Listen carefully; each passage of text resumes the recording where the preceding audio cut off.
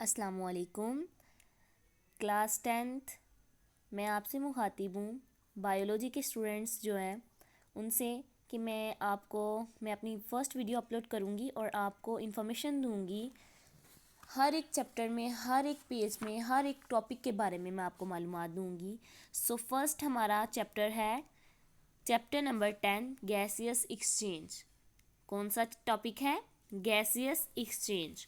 Gaseous exchange in plants, gaseous exchange in humans and respiratory disorders. अब ये तो हमारा यहाँ पे हमें पता चल गया है कि हम इस टॉपिक में क्या क्या पढ़ेंगे। नेक्स्ट हम आगे चलते हैं और आगे जाके मैं आपको इस चैप्टर के बारे में मालूमात दूंगी, इंफॉर्मेशन दूंगी। नेक्स्ट अब खोलते हैं हम अपना page. Chapter number 10, gaseous exchange. Gaseous exchange में सबसे पहले तो हमें ये मालूम होना चाहिए कि गैसियस एक्सचेंज होता क्या है। बेसिकली तमाम स्टूडेंट्स को बस इतनी सी मालूमात होती है कि गैसियस एक्सचेंज सिर्फ प्लांट्स में होता है और एनिमल्स में और ह्यूमंस में, क्योंकि बायोलॉजी में हमें ह्यूमंस को बेसिकली एनिमल्स ही कहा जाता है, इसलिए हम एनिमल्स कह लें या ह्यूमंस कह लें वो एक ही बात है। बस इतनी हमें इंफॉर्मेशन है यहाँ तक स्टूडेंट्स को। लेकिन आगे मैं आपको बताऊंगी कि gaseous exchange all living organism में होता है। हर वो चीज़ जो सांस लेती है या रेस्पायरेशन यानी कि सांस लेने का अमल, ब्रीथिंग वगैरह करती है, उन सब में गैसियस एक्सचेंज होता है। ज़ाहिर है वो सांस लेंगे तो वो कार्बन डाइऑक्साइड रिलीज़ करेंगे और ऑक्सीजन अपने अंदर लेंगे, और वो ऑक्सीजन हमें कौन मुहैया करता है? प्लांट्स। ये तो बात आप सबको पता होगी। नेक्स्ट हमारा टॉपिक आ जाता है सेलुलर रेस्पायरेशन। रेस्पायरेशन बेसिकली क्या होता है? सांस लेने का अमल। रेस्पायरेशन क्या होता है?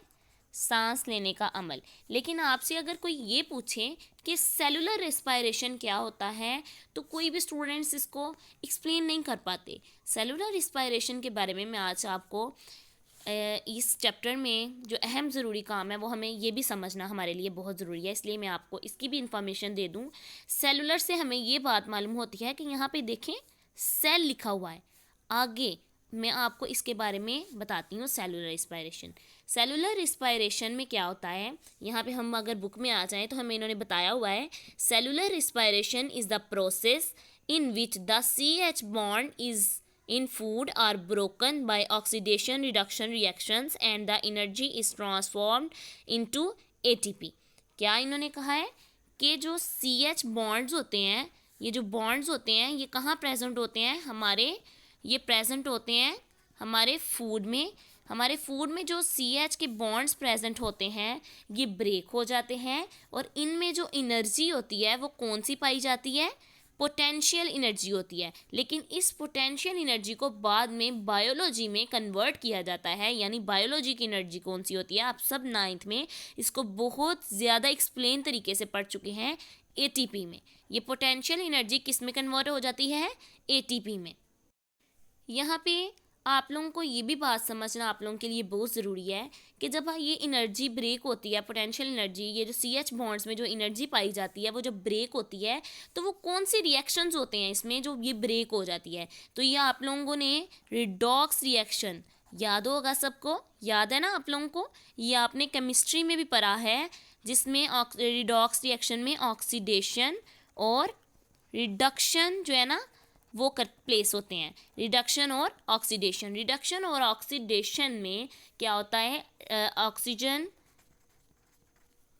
की एडिशन होती है ऑक्सीडेशन में, और रिडक्शन में एडिशन ऑफ हाइड्रोजन होता है। ये बात हमारे लिए नहायत ज़रूरी है, हम इनको याद रखें ताकि हमें पता चले कि जो एनर्जी ब्रेक होगी, पोटेंशियल एनर्जी, वो किन रिएक्शन से होगी? वो रिडॉक्स रिएक्शन से होगी। अब मैं आपको एक और बात बता दूं, हम अगर केमिस्ट्री में इसके तौर पर बात करें तो हम रिडॉक्स रिएक्शन के बारे में ये बताएंगे कि ये इलेक्ट्रॉन्स मतलब लॉस और गेन ऑफ इलेक्ट्रॉन्स होता है। लेकिन अगर अगर हमसे कोई पूछता है कि बायोलॉजी के लिहाज से मुझे रिडॉक्स रिएक्शन के बारे में बताओ, तो आप इलेक्ट्रॉन्स का नाम नहीं लेंगे। आपको ये भी बात यहाँ पे जानना ज़रूरी है कि सेलुलर रेस्पिरेशन दो तरह की है, एरोबिक और एनारोबिक। एरोबिक और एनारोबिक के बारे में भी आपका जानना नहायत ज़रूरी है।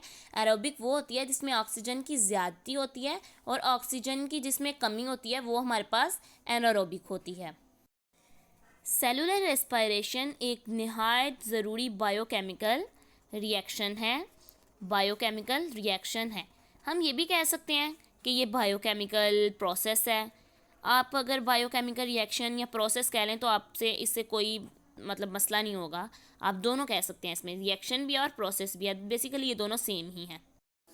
अब हमारे पास बात आ जाती है ब्रीथिंग की। अब ब्रीथिंग को हमें समझना ज़रूरी है कि ब्रीथिंग बेसिकली क्या है। ब्रीथिंग भी सांस लेने का अमल ही होता है रिस्पायरेशन की तरह, लेकिन एक बात और यहाँ पे जानना ज़रूरी है। ब्रीथिंग आपको लिख देती हूँ ताकि आपको आसानी हो जाए। मैं उम्मीद करती हूँ कि आप सबको मेरी वीडियो पसंद आ रही होगी। फर्स्ट वीडियो है, लिहाजा थोड़ी कमी भी हो सकती है मेरी वीडियो में। आप प्लीज़ मुझे सपोर्ट करें ताकि मैं और इस तरह की वीडियो आपको बना के तो आपको इन्फॉर्मेशन देती रहूँ। ब्रीथिंग और रेस्पिरेशन में अगर डिफरेंस देखा जाए, और यहाँ पे आके बुक में भी लिखा हुआ है, the term breathing is used for the process through which animals take air in their bodies to get oxygen from it and then give out the air to get rid of carbon dioxide। आगे उन्होंने यहाँ पे बहुत important बात है, thus breathing and respiration are not synonyms। आप लोगों को पता है सिनोनिम्स क्या होते हैं? सेम। ये दोनों सेम नहीं हो सकते। क्यों सेम नहीं हो सकते? क्योंकि ये वैसे तो हम मीनिंग से सेम ही है, ये भी सांस लेने का अमल है, ये भी सांस लेने का अमल है, लेकिन आपको मैंने बताया था कि रेस्पिरेशन जो होती है सेलुलर में अगर देखा जाए तो सेलुलर रेस्पिरेशन एक अहम बायोकेमिकल रिएक्शन है, यानी कि बायोकेमिकल प्रोसेस है।